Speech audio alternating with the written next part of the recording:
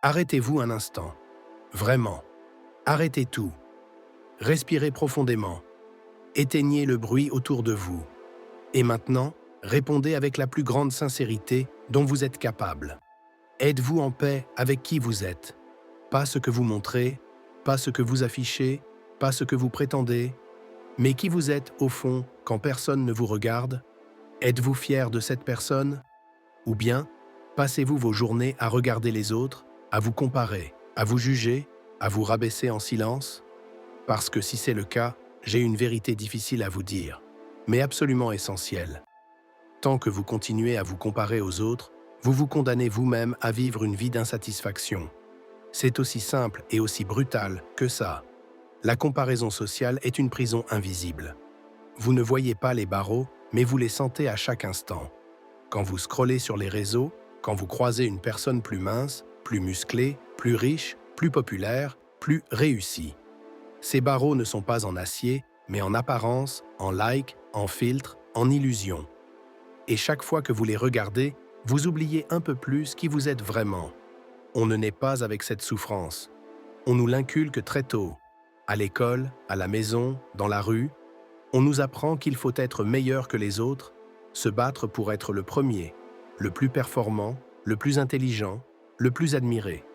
Et progressivement, sans même s'en rendre compte, on construit une image idéale de soi, basée sur ce que les autres attendent. Vous avez remarqué? Il y a toujours une pression. Réussir à tel âge, avoir tel physique, tel emploi, telle maison, tel couple parfait. Et si vous n'y arrivez pas? Alors vous n'êtes pas assez bien, pas assez digne, pas assez tout court. Et c'est là que naît le piège, parce que vous commencez à mesurer votre valeur à l'aune des autres. Vous pensez que leur réussite est la preuve de votre échec. Vous ne regardez plus votre parcours, vous regardez leur destination. Et même si vous avancez, vous vous sentez toujours à la traîne. Arthur Schopenhauer disait que l'envie regarde toujours vers le haut, jamais vers le bas. Et il avait raison. Vous ne comparez jamais votre vie à celle de ceux qui souffrent en silence, mais à ceux qui brillent en surface. Vous ne voyez pas leurs peurs, leurs insécurités, leurs douleurs. Vous voyez seulement la vitrine. Et vous comparez cette vitrine à vos coulisses. Mais ce n'est pas le pire. Le pire, c'est que cette comparaison constante finit par vous déconnecter de votre propre voix. Vous commencez à vivre pour cocher des cases, pour plaire, pour valider une image que vous avez créée mais qui ne vous ressemble pas. Vous jouez un rôle, et au fil du temps, ce rôle devient votre seule identité. Et puis un jour, quand vous êtes seul, quand le masque tombe, il ne reste qu'un vide. Parce que vous avez passé des années à vivre pour des standards qui ne sont pas les vôtres. Et ce vide, il est de plus en plus fréquent. Regardez autour de vous, écoutez les gens. Des milliers, des millions de personnes, jeunes ou moins jeunes, qui semblent avoir tout pour être heureux, et qui pourtant se sentent perdus, vides, déconnectés. Pourquoi? Parce qu'ils ont suivi un modèle qu'on leur a imposé, sans jamais se demander « Est-ce que ce modèle est fait pour moi ?» Tant que vous ne vous reconnectez pas à votre voix intérieure, vous serez vulnérable. Au jugement, aux normes, aux illusions. Vous serez comme une feuille au vent, ballottée par ce que les autres veulent, ce que la société attend, ce que les algorithmes vous poussent à désirer. Et c'est précisément ce que notre monde veut. Oui, car il y a une vérité encore plus dérangeante. La société dans laquelle nous vivons a intérêt à ce que vous vous sentiez insuffisant. Le système économique a besoin de votre insatisfaction pour continuer à fonctionner. Plus vous vous sentez en retard, moche, pauvre, imparfait, plus vous achetez, plus vous consommez, plus vous êtes rentable. Chaque fois que vous pensez ne pas être assez, vous devenez un client idéal. Pour les marques, pour les coachs miracles, pour les produits de beauté, pour les modes de vie prêts à l'emploi. C'est une machine bien huilée. Elle vous blesse pour mieux vous vendre un pansement.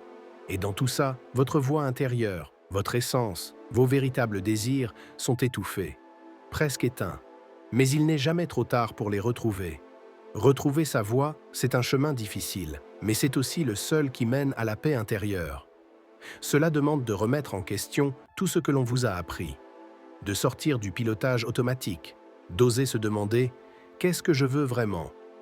Pas ce que les autres attendent, pas ce qui est tendance, pas ce qui brille. mais ce qui vous fait vibrer, ce qui vous rend vivant. Et ce chemin commence par un acte simple, mais révolutionnaire. Cessez de jouer au jeu de la comparaison. Ce jeu est truqué. Il est conçu pour que vous perdiez. Toujours. Parce que les règles changent en permanence.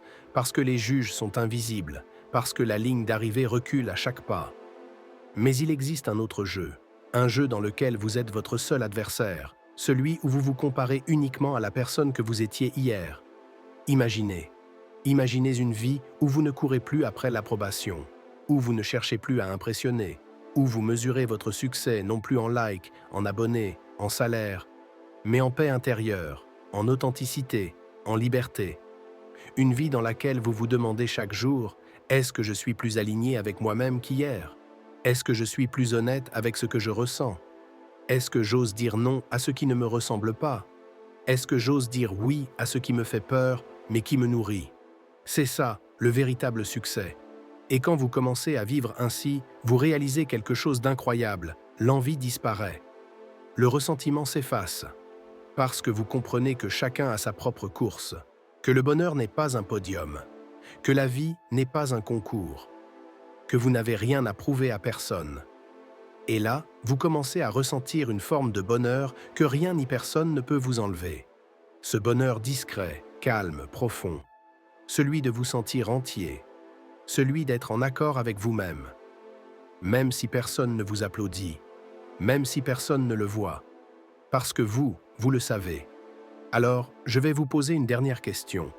La plus importante, êtes-vous prêt à arrêter de vivre la vie des autres pour commencer, enfin, à vivre la vôtre ?